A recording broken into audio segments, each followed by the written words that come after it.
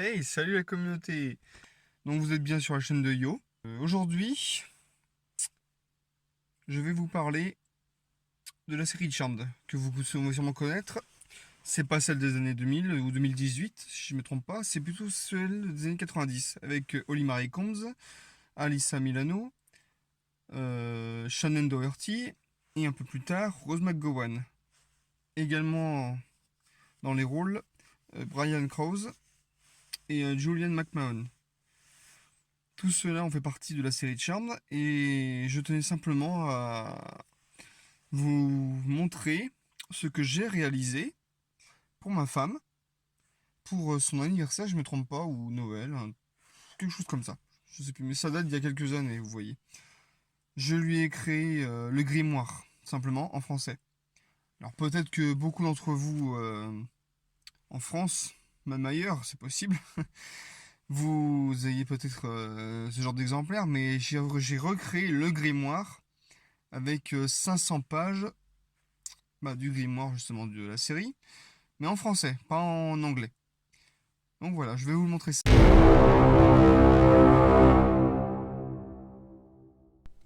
Mais alors d'abord, le grimoire, qu'est-ce que c'est? C'est une extension des pouvoirs des sœurs Halliwell, ni plus ni moins. C'est d'ailleurs ce qui est expliqué dans la série.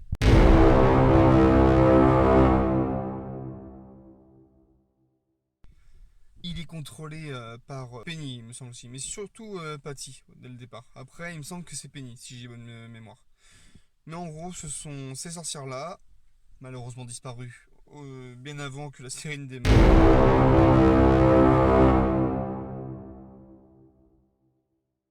Au final, elles se servent du grimoire pour vaincre tout ce qui est démons, sorciers, enfin les mauvais sorciers, euh, les esprits du mal, les forces du mal.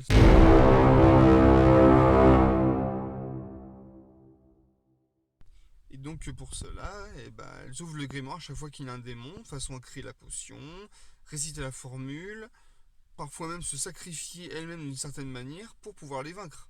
Mais elles ont toujours le droit d'être sauvées par leur être de lumière, qui est Léo Wyatt.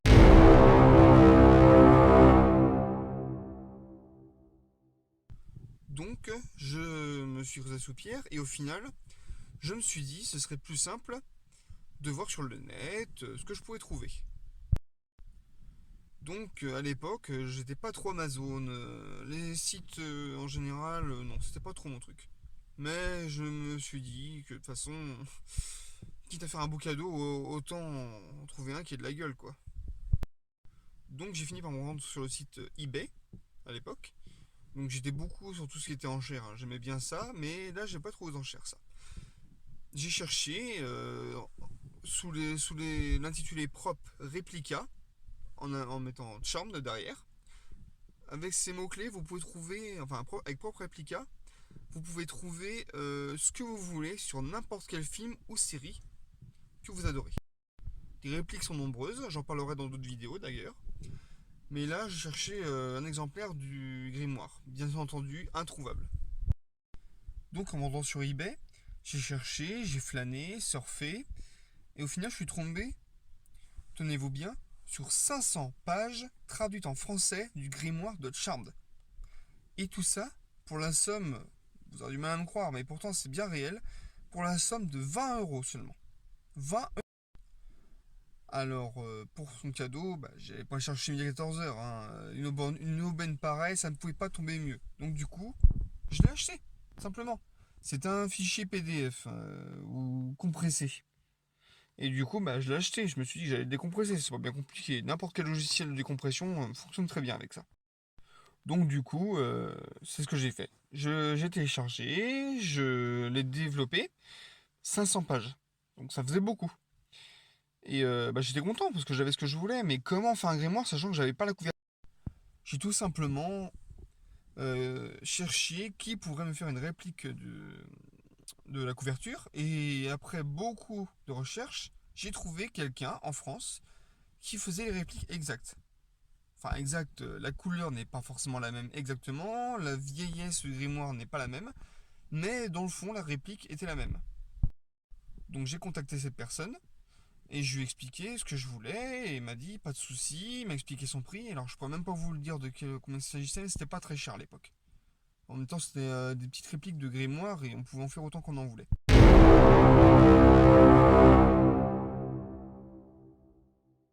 Donc je l'ai fait, bien entendu, et bah, tout se passait bien, nickel. Donc j'ai donné mon adresse, je l'ai reçu après un petit moment de délai, donc j'ai attendu. Et c'est là que je me suis dit, c'est bien gentil, mais le truc c'est que le grimoire en lui-même va être vierge, j'ai les pages, il va falloir que je les imprime et que je les colle. La couverture, ça n'a pas été compliqué au final. J'ai simplement demandé à mon meilleur pote de venir m'aider à le recomposer. J'avais besoin de main parce que voyez-vous, c'était de la glu que je devais remettre sur le. Et bah, tout simplement, ça s'est fait tout comme ça. Il m'a aidé, on a pu recoller une belle couverture. J'ai dû racheter du cuir vert pour que ça fasse à peu près raccord entre le flanc du grimoire et la couverture. Il faudrait que ça fasse raccord. Et avec de la glu, ça a été mais nickel. J'ai pu avoir le bouquin sans problème.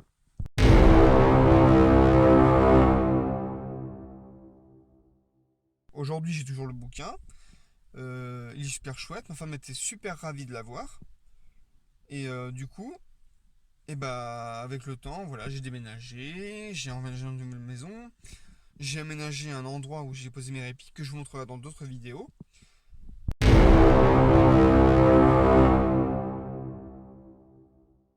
Je me suis dit, c'est bien gentil d'avoir un grimoire, mais s'il reste posé vulgairement comme ça, c'est un peu bête.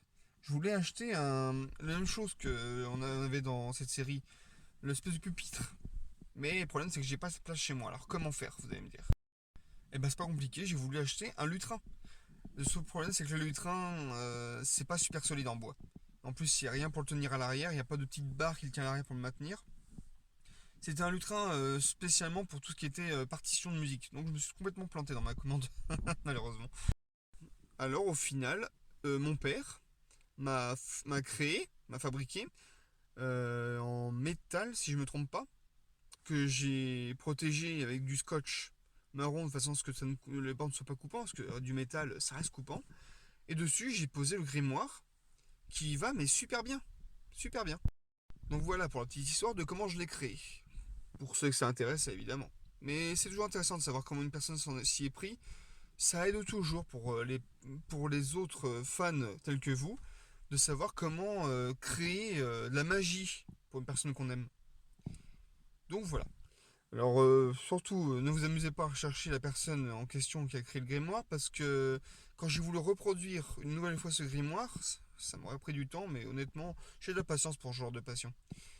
C'est impossible, cette personne-là refuse d'en refaire, tout ça parce que bon, bah, c'était une passion, c'était une envie sur le moment, et cette personne-là n'a plus le temps ni l'envie de le faire. On évolue tous, et cette personne-là a évolué, ne veut plus le faire.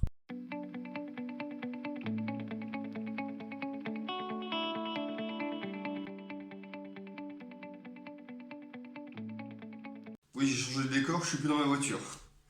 Bon bah globalement, il ressemble quand même pas mal à celui de la série Charmed. On a bien le petit logo, la couverture reste à peu près de la belle couleur. Donc pour vous donner à peu près une idée de l'épaisseur, je vous montrerai comme ça dans un premier temps. Donc le flanc du grimoire, pas si mal. Ça j'aime bien aussi. Il y a quand même un petit peu des petits coupons. Non, c'est des beaux petits marque-pages. C'est un beau petit ajout de la part de celui qui a créé le grimoire justement. Pour vous donner un autre aspect du grimoire concernant les pages, le voici. Alors oui, là jusqu'à peu près ici, on peut voir que c'est pas les pages que j'ai commandées avec le grimoire. Le reste, c'est moi qui l'ai ajouté. C'est pour ça que ça donne un côté vraiment qui dépasse. Parce que je vous rappelle, le grimoire était vraiment petit quand je l'ai commandé. Donc j'ai dû le rajouter. Mais vous allez voir, ça change rien. Les pages sont quand même très belles. Je l'ai feuilleté évidemment. Je vais le prendre. Je vais le poser là.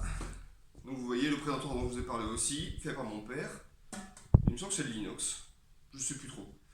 Alors ça, évidemment, le scotch marron que j'ai mis, c'est pour protéger l'enfant parce que bon, ça coupe. Bon, ça, faut mieux faire attention. Poser là, ça m'en mettra moins. Donc le voici, le petit grimoire. On va commencer par l'ouvrir. Alors vous voyez, ça j'aime bien, l'authenticité. Vous avez vu, une belle petite couverture verte là. Couverture. Revêtement vert.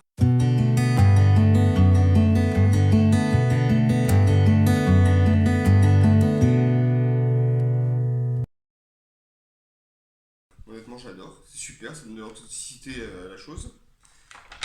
Là, on arrive. Une belle calligraphie, une enluminure. Le début de livraison, ça c'est génial. Il est super bien fait. Et puis là, bon, bah, sans surprise, je vous ai sélectionné seulement quelques petites pages à, à voir. Si éventuellement vous voulez voir d'autres pages, vous n'aurez qu'à me le dire en commentaire. Et je me ferai plaisir de vous faire une autre vidéo sur le grimoire, dans laquelle je vous montrerai en détail les 500 pages. Je vous préviens, ça pourrait très bien être long. Et je vous montrerai sûrement les mêmes pages. J'enlève les petits bouts de papier, ça fera moins dégoûtant. Mais enfin voilà. La première page, évidemment, que les Phoebe dans l'épisode 1 de la saison 1, lorsque elle veut faire obtenir ses pouvoirs à ses sœurs, mais sans savoir qu'elle était sorcière, pour elle, ce n'était qu'une rumeur. Une histoire de famille, comme vous vous en rappelez, pour ceux qui l'ont bien vu la série. Donc là, c'était quelques pages. Maintenant, vous avez vu la formule. Là, on va arriver. Bon, je saute quelques saisons, mais je vous montre les principales pages qui, pour moi, sont plus intéressantes. Toutes sont intéressantes, mais celles qui ont eu un plus gros impact sur la série, je vais vous les montrer. Donc voilà, la page qui décrit bien le démon Balthazar, le bras droit de la source. À côté, sa forme humaine, la forme humaine de Cole, comme c'est marqué ici, avec toute sa description sur ce qu'il aime faire, ce qu'il aime en général, et les petites photos de lui et Phoebe lorsque ils s'aimaient.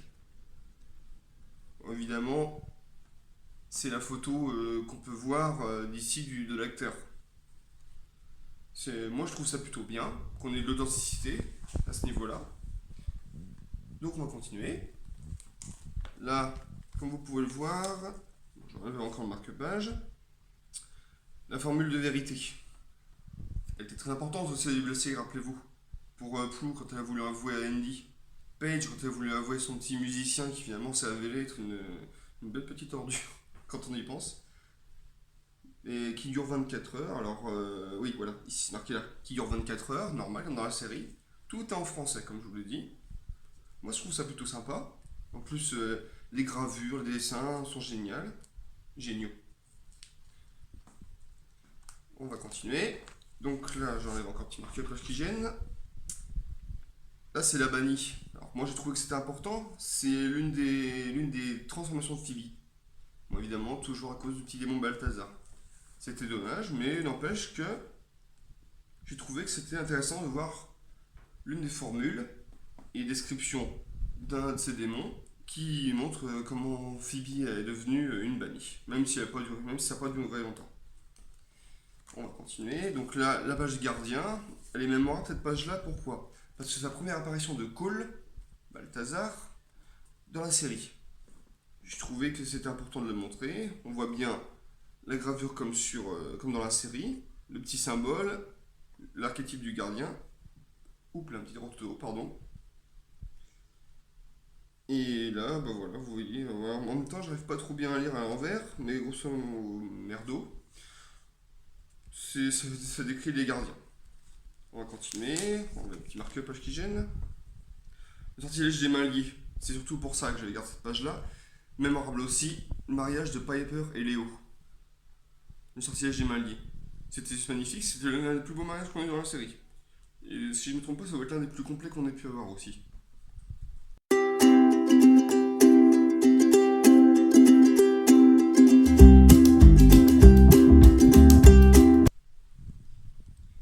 On va continuer. Alors, le démon Tampous. Pourquoi je l'ai pris cette page-là aussi? Parce que malheureusement, c'est le démon qui est en partie à l'origine de la mort de Andy Trudeau. Et elle était mémorable cette mort-là, parce que c'était l'une des premières morts importantes qu'on ait pu avoir dans la série. Et j'aimais bien le personnage d'Andy. J'aurais bien voulu qu'il dure. Voir comment il aurait pu évoluer côté des sorcières. Après, c'est ça qui a donné aussi son charme à la série, de voir l'une des premières morts, l'impact que ça avait sur les sœurs, leur pouvoir et leur avenir. Ah, c'est cette page-là que je voulais vous montrer. Alors, je vous en montrerai d'autres des pages qui sont par ici, mais là, celle-là m'a marqué parce que à la fin de la série, non, même pas à la fin de la série, je dis une bêtise, en milieu de série, voilà ce que Léo, et après avoir perdu ses pouvoirs, note pour ses futurs fils, ses futurs êtres de lumière, donc ses fils Wyatt et Chris, comment se servir de leur pouvoir en général. Moi, je trouve ça très beau. C'est un texte qui est normalement rajouté à la main, mais je trouve que Ça donne une belle tige d'authenticité. Évidemment, vous verrez dans les vidéos que les pages ne sont pas côte à côte, si vous voulez. Vous n'aurez pas forcément un démon, une formule à chaque fois. C'est dispatché. Vous allez me dire, c'est peut-être un peu bête, mais moi j'aime bien. Un peu de variété, comme ça, de variation, c'est excellent. Ça veut dire que c'est pas trop groupé vulgairement. Là, on a pas mal de variations, je trouve ça bien. Oups là. Alors là, le nécromancien. Donc vous avez cette page capitaux. Les gravures sont super belles. Moi, je trouve qu'elles sont très belles. En plus, on a le descriptif de chaque péché, à quoi il correspond. Mais pourquoi j'ai conservé cette page-là? C'est surtout à cause de ça. Parce que là, c'est l'une des premières pages du livre, l'une des premières, où on voit des petites annotations, ici, là et là, faites par Penny Halliwell, la grand-mère sorcière qui a été amoureuse du nécromancien. D'ailleurs, rappelez-vous, dans la série, elle a bien fait, elle est tellement influençable qu'elle a fait appeler toutes les anciennes générations des sorcières pour refaire vivre son ancien amour de démon. Là, de l'autre côté, vous voyez, je vais la tourner exceptionnellement. L'archétype du nécromancien, enfin la carrure qu'il avait, et toujours des petites annotations ici. Pas toujours très joyeuses, mais bon, un démon reste un démon. On va continuer. Hop là, alors là, le démon Zankou. C'est très important ce démon-là, pourquoi? On sait tout ce qui s'est passé et comment il a terminé, même si pour ça il a fallu un peu mentir au gouvernement dans la série. Mais honnêtement, c'était le démon le plus puissant après la source. Et honnêtement, il avait de la gueule. Donc vous voyez, ce que je trouve légèrement dommage de cette gravure-là, mais qui reste quand même magnifique, c'est juste qu'ils ont pris les traits de l'acteur Oded Fear pour représenter le dessin, plutôt que, je sais pas, de réarranger son visage pour qu'on n'ait pas l'impression que ce soit l'acteur spécialement. Mais tous les démons représentés là-dedans ont les traits des acteurs de la série. Mais dans l'ensemble, ça reste quelque chose de bien.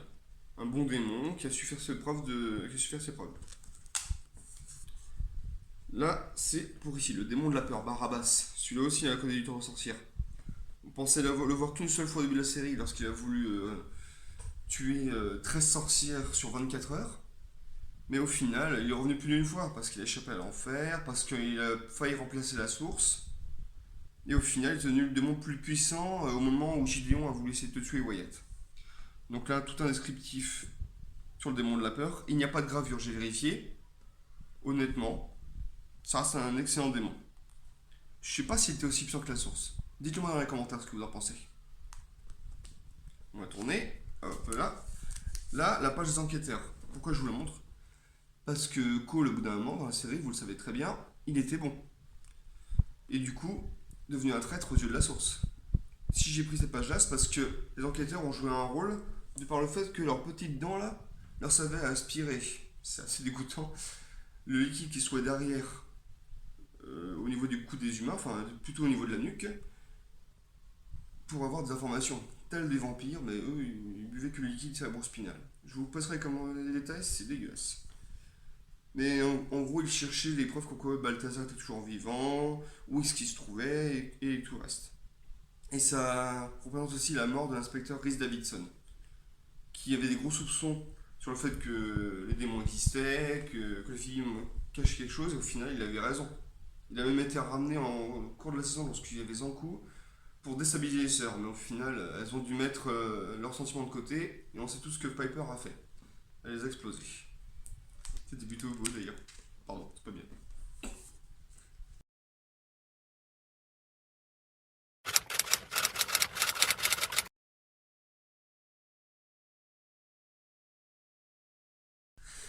Bon, ça, je vous l'ai montré. Alors, il n'y a rien de particulier, c'est juste que c'est dans cette partie-là que je trouve un tout petit peu dommage. C'est juste qu'ils n'ont pas jauni le fond des pages. Là, on dirait plus que j'ai imprimé de vulgaires textes qui n'ont rien à voir. Pourtant, ça a ça à voir. Alors, je serais pas foutu de vous dire à quel moment on a pu les voir. Mais bon, ça reste quand même un superbe texte dans une langue étrangère que j'aime beaucoup. On dirait d'ailleurs du grec. Je crois que c'est du grec. Après, je connais pas. Si quelqu'un connaît le grec, ce serait sympa de voir s'il peut me le traduire ou me dire si ça et ça veut dire la même chose. Mais bref, c'est pas ce qui nous intéresse. Moi, ce que je trouvais dommage juste sur cette partie-là, c'était que le fond n'était pas jaune. C'était fort bien dommage, mais ça enlève pas l'authenticité. Honnêtement, c'est très chouette comme bouquin. On va sauter un peu quelques pages. On va enlever ça. Ah, la source. Le démon qui apparemment s'est fait bouffer un œil. Bah, allez comprendre. Bon, j'aimais bien le côté visage ravagé. La première source, ou même l'unique sur le moment d'ailleurs, qui a causé du tort au cerf, qui a été vaincu, je crois même plus vous dire combien de fois, peut-être bien 2, 3 fois. Faut que je regarde la série, je me rappelle plus exactement. Alors là, je vous montre cette formule-là. Normalement, elle a été carrément inventée par les sœurs pour vaincre la source, parce qu'elles avaient besoin de toute l'aide de Génération Halliwell. Au final, la personne qui a créé ces pages-là a fait un super travail parce que vous voyez, recréer une page comme ça alors qu'elle n'y était pas à la base dans le livre mais qu'elle a été créée par la suite sûrement. Ça c'est génial de mettre des formules comme ça qui ont été inventées par les sœurs et qui n'étaient pas forcément dans le bouquin. Moi j'adore. Ça c'est que la première formule. Il y en a une deuxième version que je n'ai pas sélectionnée mais que je pourrais très bien vous montrer dans une prochaine vidéo si vous le souhaitez. Ah bah l'école de magie, oui. Bon évidemment c'est une gravure qui est fausse. On n'a jamais vu l'extérieur que l'intérieur. Il est possible qu'elle soit comme ça, un peu genre comme le Tardis de Doctor Who. Une simple cabine téléphonique d'apparence, mais qui au final cache un vaisseau aussi grand qu'une ville. Donc c'est possible qu'il y ait l'apparence d'une ferme en extérieur, mais de l'intérieur, une école où on verra même pas le bout tellement il y a des pièces secrètes, magiques surtout. Là, nous avons le tribunal sur un plan astral, toujours avec le visage des acteurs. Donc deux démons, deux fondateurs.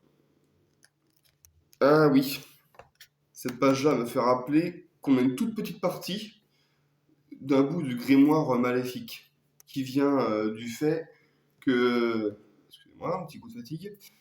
Qui vient du fait que Plou, au bout d'un moment, je ne sais plus trop à quel moment, s'est fait envoûter et est devenu maléfique. Forcément, le grimoire est devenu aussi maléfique. Ah bah, j'ai retrouvé un bout de marque-page, et ben voilà, on arrive dessus. La partie du grimoire maléfique, une petite partie évidemment. Donc, vous voyez, si je tourne les pages, hop là, vous voyez, on a. Les pages sont un peu plus noires, donc je trouve que ça donne une bonne authenticité au côté maléfique du grimoire, qui aurait pu l'être si elles avaient embrassé le côté du mal. Le livre des ombres. N'hésitez pas, évidemment, à vous abonner à la chaîne Yo, activer la cloche de notification pour ne pas rater les prochaines que je ferai, de me faire péter la barre des likes. Et du coup, je vous dis à une prochaine. Prenez soin de vous. Salut!